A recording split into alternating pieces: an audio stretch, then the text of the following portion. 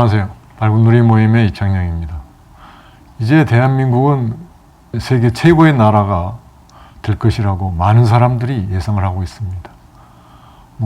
남미 구석진 곳에 가도 BTS, 블랙핑크를 알아보고 또 영화 오징어 게임, 기생충, 그 다음에 한국의 반도체 메모리 시장은 물론이고 이제는 파운드리 시장까지 대만의 TSMC와 이제 자웅을 겨루려고 하고 있습니다. 그리고 다른 기업들도 마찬가지로 잘하고 있습니다. 지금 세계는 배터리와 반도체가 지금 세계의 모든 그 중요한 인권을 좌우하고 있습니다. 근데 이 두 가지 분야에서 한국은 지금 세계 최고로 앞서 나가고 있습니다.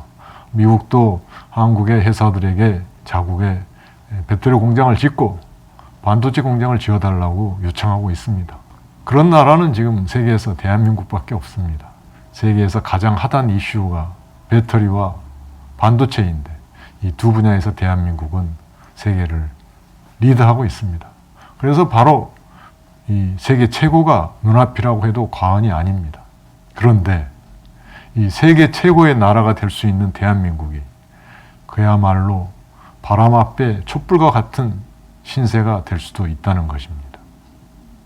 무슨 뚱딴지 같은 소리냐 이렇게 얘기할 수도 있겠지만 그렇습니다. 실제로 이미 이 세계적인 인구학자가 2000년대 초반에 대한민국이 세계에서 최초로 인구 소멸로 사라지는 나라가 될 것이다 이렇게 전망한 바가 있습니다.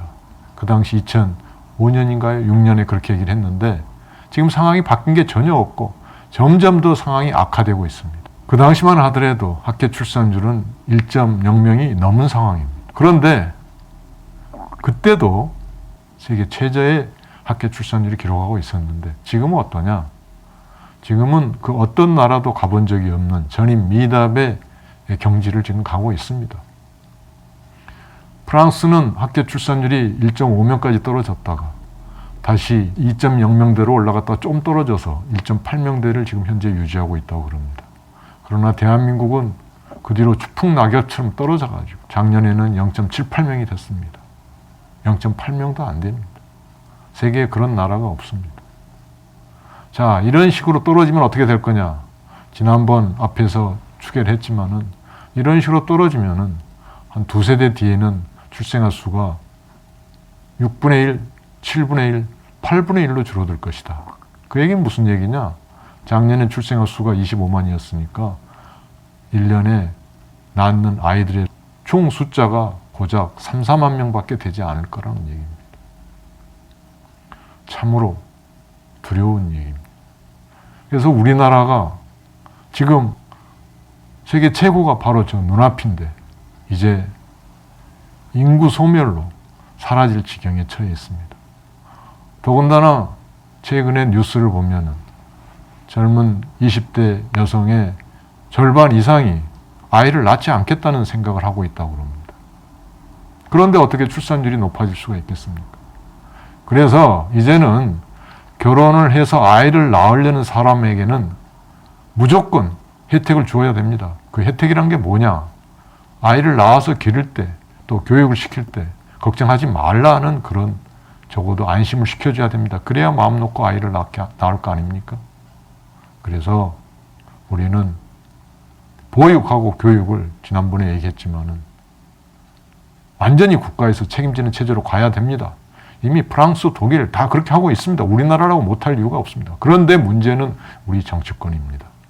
그래서 우리나라는 나라의 소멸을 방지하기 위해서는 무조건 좌고 우면할 수가 없습니다. 그럴 여유가 이제는 없습니다. 무조건 그렇게 가야 됩니다. 그러나 문제는 이 정치권에서 아직도 전혀 그러한 문제의 심각성을 인지하지 못하고 그저 지금까지 해왔던 대로 지금도 그저 말장난만 주고받고 있습니다. 지금의 정치권 싹 가라. 야만이 우리나라가 이 바람 앞에 촛불 같은 신세에서 벗어날 수가 있을 것입니다. 여러분, 함께 정치를 개혁해서 우리나라가 하루빨리 바람 앞에 촛불 신세에서 벗어나서 출산율을 높일 수 있도록 우리 국민 모두가 함께 노력을 해야만 하겠습니다. 함께 나갑시다. 고맙습니다.